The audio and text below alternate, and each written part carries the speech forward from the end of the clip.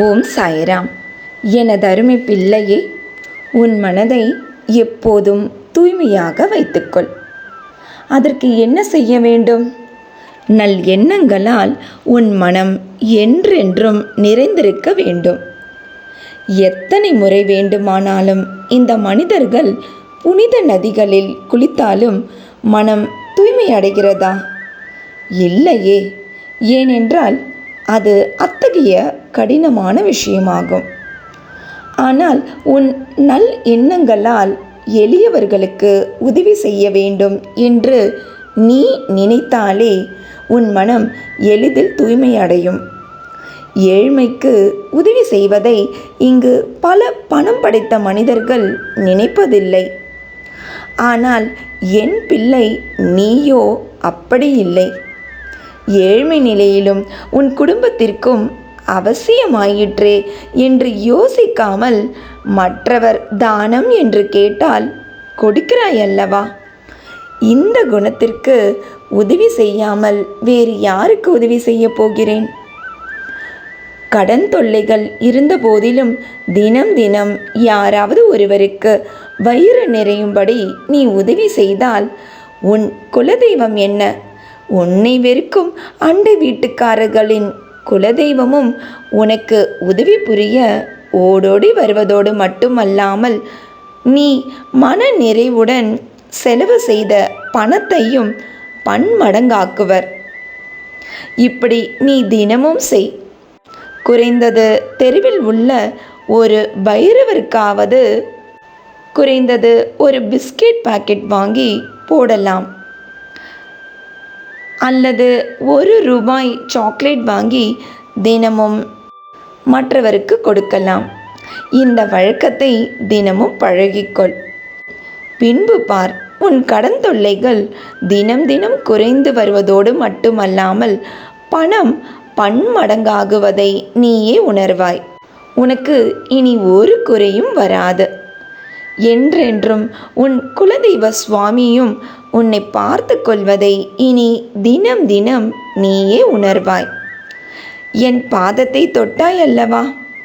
நீ தற்போது மோசமான சூழ்நிலைகளில் இருப்பதால் உன்னிடம் தற்போது இருக்கும் ₹1 நாணயத்தையும் பன்மடங்காக்கும் வழியை காண்பித்து விட்டேன். உனக்கு நான் தானே எல்லாம். உன் தாய், தந்தை, நண்பன், உறவுகள் என்று எல்லாமே நான் தானே என்று அடிக்கடி சொல்வாய். நானே உன் பிரியமானவனாகி போனதால் உன் குலதெய்வம் காண்பித்த வழியை உனக்கு சொல்ல காலையிலேயே ஓடோடி வந்துவிட்டேன். என் பேச்சை கேட்டு பிழைத்து கொள்பவர்கள் நல் அதிர்ஷ்டம் பெற்ற பிள்ளைகள் ஆவார்கள். கேட்காமல் போனால் உன் வாழ்க்கையில் நடப்பதற்கு இனி நான் பொறுப்பேற்க முடியாது. எது வந்தாலும் ஏற்றுக்கொள், எது போனாலும் விட்டுவிடு. ஏன்னா இந்த உலகில் எதுவுமே நிரந்தரம் இல்லை. நீ எதிர்காலங்கிறது இன்னைக்கு நீ என்ன செய்யறங்கிறத பொறுத்து தாங்கிறத உணர்ந்து கொள். தானம் செய். எந்த ஆசையும் இல்லாமல் செய். எல்லா ஆசையும் என் பாதத்தில் சமர்ப்பித்து விட்டு பின்பு உன் வாழ்க்கையில் உள்ள கடமைகளை எந்த பற்றும் இல்லாமல் தொடர்ந்து செய். சென்ற முறை நம்பிக்கை இழந்ததால் என்ன ஆயிற்று என்பது நீ நன்றாக உணர்ந்திருப்பாய். என்ன சில இழப்புகள் நடந்திருக்கும். போகட்டும். இனியாவது சிறு துளி நம்பிக்கை இழக்காமல் பார்த்துக்கொள். உன் மனம் நிறைவடைவதோடு தூய்மையும் அடையும். இனி நீ வெற்றி பெறுவது தடுக்க உன்னை தவிர வேறு யாராலும் தடுக்கவே முடியாது. கொடுக்கும் ₹1 செல்வத்தையும் மன நிறைவோடு கொடு. கொடுப்பவன் மனநிலை மிகவும் முக்கியமல்லவா? அப்போதுதான் அந்த செல்வம் பன்மடங்காகும். இதுவரை நீ வாழ்ந்த வாழ்வை உன்னால் அழிக்க முடியுமா? முடியாது இல்லையா? இனி நீ வாழப்போகும் வாழ்க்கை உனக்கு தெரியுமா? உனக்கு தெரியாது. ஆனால் எனக்கு நன்றாகவே தெரியும்.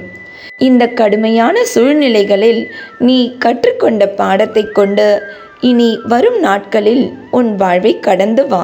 வெற்றி விரைவில் உனதாகும். துன்பம் வந்தா நீ ஓடவும் கூடாது, ஒதுங்கவும் கூடாது, ஏன் புலம்பவும் கூடாது. தர்மத்தின் பக்கம் நீ அர்ஜுனனாக இருக்கும்போது வாழ்க்கைங்கிற யுத்தத்தில் உன்னை வெற்றி பெறச் செய்ய உன் கூடவே கிருஷ்ணனாக என்றென்றும் வருவேன். தானம் செய்யும் பணி இனிப்பிலிருந்து தொடரட்டும். அப்போதுதான் உன் வாழ்க்கையும் இனிப்பாக இருக்கும். ஏன் உன் வீட்டின் நிலை வாசற்படியில் கூட கொஞ்சம் சர்க்கரையை சிறு எறும்புகளுக்கு உணவாயிடலாமே. இதுவும் புண்ணியமான காரியம்தானே. தானம் தொடரட்டும். வெற்றி கிரீடம் விரைவில் உனதாகும். இன்றும் என்றும் என்றென்றும் உன் சாயப்பா உன் அருகில். வாழ்க வையகம், வாழ்க வளமுடன். ஜெய் சாய்ராம்.